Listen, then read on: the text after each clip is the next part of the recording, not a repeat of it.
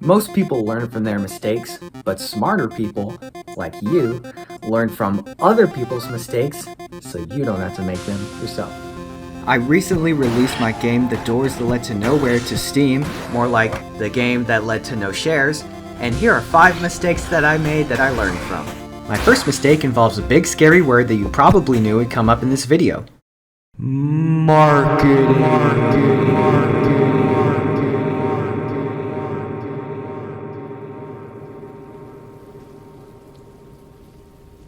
I did not do any marketing for Doors. Not even a devlog. Not one single post on Reddit. Not one video on Twitter. Sorry, X. Of course I'm doing those things after the fact, but it's a little late. It's a little late now. It is important to market your game before release so you can have a solid launch. Otherwise, your game will be thrown down a chute with the rest of the shovelware, and your game is your child. And that is no way to treat your child. If you only develop games as a hobby and aren't considering making sufficient money off your games, this might not apply to you. But if you want your game to sell well or just be popular in general, or you want to turn making your own games into a career, do not take marketing for granted. It is half the battle when it comes to being an indie developer. Unless you get extremely lucky, and I'm talking surviving Squid Games then going on to win the lottery level lucky, word of mouth is simply not enough to get people to play your game. I don't fucking care. Many YouTubers have made in-depth breakdowns on different strategies on how to market your game. Links in description. Even Undertale didn't just fall out of the sky. Toby Fox was already big in his community for having made the Earthbound Halloween ROM hack and for making the soundtrack for Homestuck. Those factors led him to having a successful Kickstarter, which brings me to my next point. My second mistake was not growing my community. Good news, guys. I spent all my money. This can be seen as a marketing strategy and can be very effective for growing your brand and reputation. Start a Discord server, stay active on social media like Blue Sky, Reddit, or Elon's World. This was really difficult for me at first, and I'm sure it will be for some of you. That's quite big. I think I speak for a lot of people when I say it's scary to put yourself out there. Whether you have social anxiety or you just aren't very good with people. Take small steps, like finding a community that matches your target audience on Reddit, and then post weekly updates about your game, and try to get a few people to join your Discord server. Communication with your audience is key.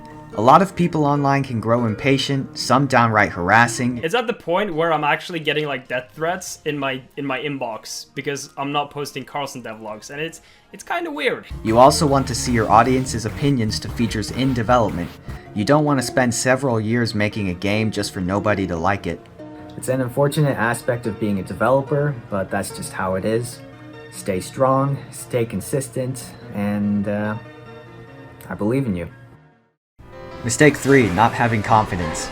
It's easy to doubt your own abilities. It's easy to see other success stories like Undertale or Stardew and think, wow, this was made by one person, how can I compete?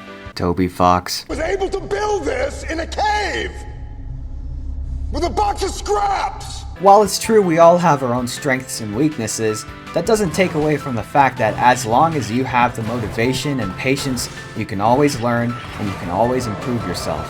Part of the reason I lacked confidence in The Doors That Led to Nowhere was because it was my first official release, on top of the fact that it started as a challenge with me and some friends for us each to make a game within a month.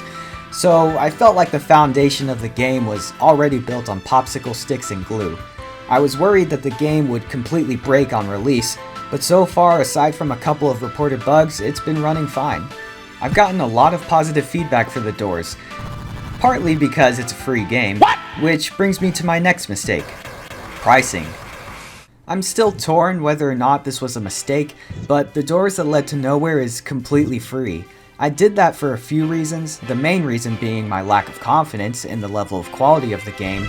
The game has about 3 to 5 hours of content, which is a lot for a free game, but so much about the game is just super unpolished. The graphics, the level design, don't even get me started on the story. I also wanted my first release to be a learning experience, just to get a gist on the do's and don'ts firsthand of releasing a game. That way if I screwed up, it wouldn't be the end of the world because, hey, the game's free, no big deal. Here's the problem with that. I did learn a lot from this experience, but Not only are you not being compensated for the time you spent developing this game, nor can you participate in Steam sales, people are also a lot more lenient when it comes to a free game, but that's not what you want. You want to see not just the good, but the bad and the ugly of your game. You want people to tear into it and give you criticism. It might not feel good at first, but it will help you improve as a developer in the long run. This brings me to my final mistake. Mistake 5, not having strangers playtest. It's good to have friends playtest just to iron out any bugs or major design flaws. In this clip, for example, my friend found out he could cheese this boss by standing in one place the whole time, which prompted me to rework the boss so it could chase you down. Also, if your friends are not avid gamers, they can check and see if your game passes the mom test, which means that any player can learn how to play your game without needing to do excessive reading or look up a guide. However, your friends will most likely only give you praise for your game. Remember, you want all the criticism you can get, so you can improve your game and skills as a dev.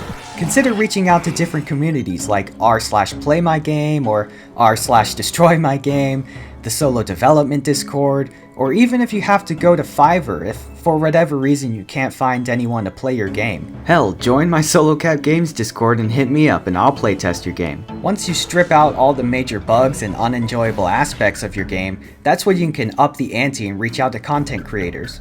It goes without saying, I did not do any of this for the doors that led to nowhere. I just happened to get lucky that only a couple of bugs have been reported so far, and I haven't heard any too egregious gripes. I usually do pretty rigorous playtesting myself, and I'm blessed that some of my best friends are really good at looking for bugs and trying to break games. But don't be a dum-dum like me, get others to playtest your game.